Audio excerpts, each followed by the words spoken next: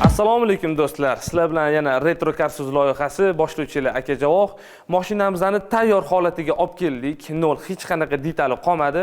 Endi sizlar bilan birgalikda piskostruyniy apparatga olib keldik. Birga sizlar bilan jarayonni kuzatamiz.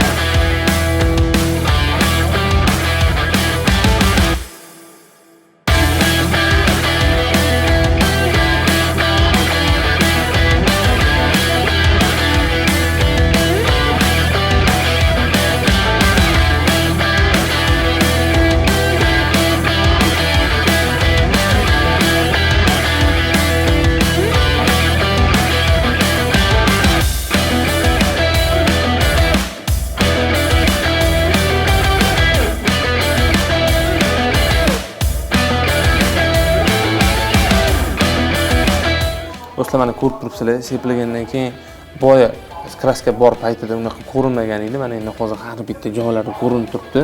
Bu albatta aniqlik deganda endi tushundim nimaga aniqlik deyilgan va ma'lumot o'rnida deb o'tib ketaman.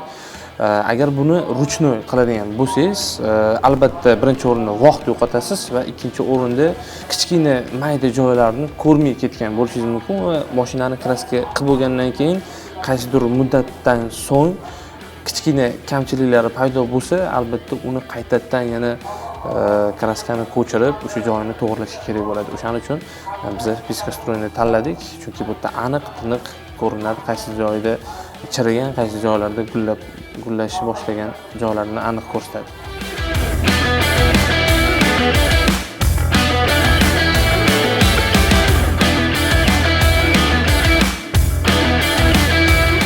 Do'stlar, mana tashqaridan agar siz usta bo'lmasangiz ko'rinadi, mana bu joyda aniq bilasiz, что zanglagan yoki chirigan joyi bor.